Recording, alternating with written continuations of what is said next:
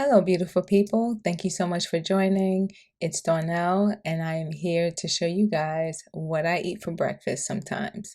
So, one breakfast idea that I have is steel cut oatmeal. So, you just follow the directions on the package. I like for mine to be a little bit more tender, so I like to just let it boil on the stove for a few extra minutes. Now, I'm sharing out the oatmeal, but I want to show you guys the two different ways that myself and my family like to eat our oatmeal. So, for myself and Asher, I like to sweeten it with agave, add some vegan butter, and oat milk to help make the oatmeal nice and creamy. And it really helps to bring out the flavors of the sweetness from the agave and the slight saltiness from the vegan butter. By the way, I actually won this Wonder Woman cup from Dave and Buster's years ago. And once I add those things, I just mix it up and I taste it to make sure it tastes just right. And there you go. So now for Ricardo's oatmeal, he likes his much more on the natural side. So I'm just cutting up an apple into little cubes and topping his oatmeal with that. And that's it. He likes his oatmeal that way. It tastes just sweet enough for him. And you can feel free to try yours the same way or even use a different fruit such as blueberries or bananas. So the next breakfast idea that I have is a fruit smoothie. I like to make mine using frozen blueberries, frozen whole strawberries, frozen bananas, and I usually will grab bananas that are becoming overripe and I'll just slice them up, put them in a Ziploc bag, and put them in the freezer. Then I like to add a little bit of almond butter. It can be crunchy or smooth almond butter, whichever I have on hand. And then I love to add hemp seeds. They are packed with protein, potassium, iron, calcium. They're really good for you and they taste really good in the smoothie. And last but certainly not least, I love to use oat milk. This is actually my favorite oat milk, and I just feel like the oat milk makes the fruit smoothie taste so much better. It doesn't taste watery. It just really, really enriches the overall flavor of the smoothie. So now using my Ninja IntelliSense blender, I just put the smoothie cup on, hit smoothie mode, and in a few seconds, there you have it. I have this beautiful and super tasty fruit smoothie. Asha loves this, so I always give this to him, and then I just store the rest in the fridge for later or for the next day, and it tastes just as good. My next breakfast idea is HomeFries. So I take my fruit and vegetable wash from Trader Joe's and I use this to help wash off the potatoes as they are normally really dirty and dusty from the store. So although I plan on peeling the skin from these potatoes, I still like to wash them off really well because I know that the dirt can easily transfer from the outside of the potatoes to the peeled portion of the potatoes. So for whatever reason, these potatoes have tons of brown spots on them. So I just peeled them off really well and placed them in a bowl with water until I was done to help prolong the browning process. So now before I cut the potatoes, I'm just drying them off with a paper towel and then proceed to cut them up into small square cubes.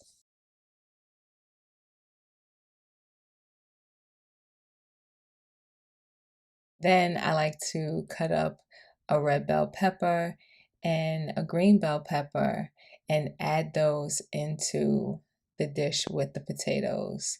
They help add a lot of flavor to the potatoes and they just taste really good. So of course I can't make this dish without red onion. It's my favorite type of onion to use. So I just slice that up and add that as well as some diced up fresh garlic. Fresh garlic takes any meal to the next level for me. So I'm using about 4 cloves of it. You don't have to use as much, but I really like the garlicky taste, so I'm adding this much to my home fries.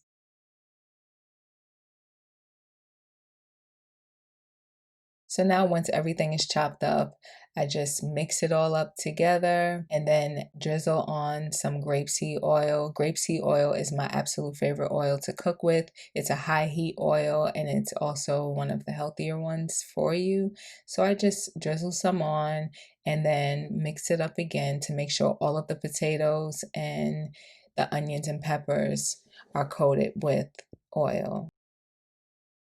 Then I like to season mine with some garlic powder, onion powder, some black pepper, pink Himalayan salt. I also added some paprika for color and a little bit of cayenne pepper as I like a little kick when it comes to the flavor of my food, and parsley.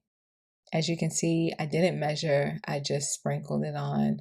So once all of that is added, just simply mix it up again to make sure that the seasonings are well distributed. Add a little bit more oil because they look a little dry to me. And then I just simply cover the pan with some aluminum foil and put it in the oven on 350 degrees for about 35 minutes before removing the foil. After the 35 minutes is up, I like to remove the foil and just stir the home fries and tender. Then I take them out of the oven. The next breakfast idea that I have is the vegan egg. So you guys, this tastes so good. It is so amazing. So I like to usually eat this with the home fries. And I'm going to show you how you can make this too. So I simply dice up a red onion, and I like to make my vegan egg with green bell pepper or jalapeno, some fresh garlic, of course, and baby bella mushrooms. Now you can feel free to add or use whichever vegetables of your choice. These are my favorites to use. I also like to add some spinach, but I didn't have any spinach on hand this time. So before cutting up the mushrooms, I make sure I wash them off really well and then just blot dry them with a paper towel and proceed to dice them up.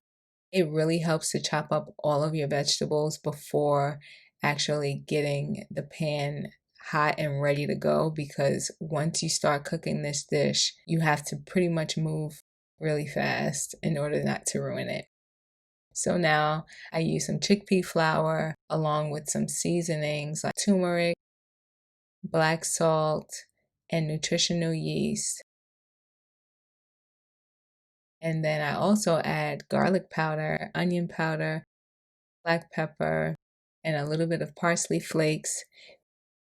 And while I'm waiting to use that mix, I start to saute the vegetables. So first I start off with the red onion using grapeseed oil. Now, if you would like to reduce your use of oils, you can simply saute these vegetables using water. I have done that as well, and it works like a charm.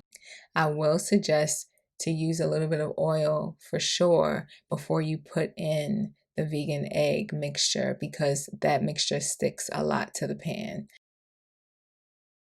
So now I'll add some water and just whisk the mixture together.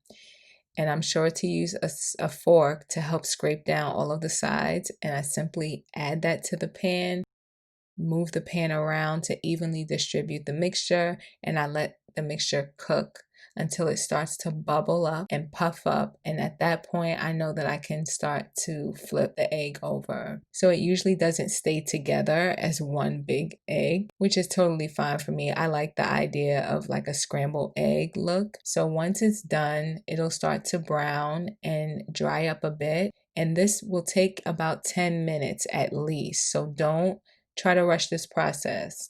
Now, once I'm done, I just add a little bit of shredded vegan cheese and set that pan aside.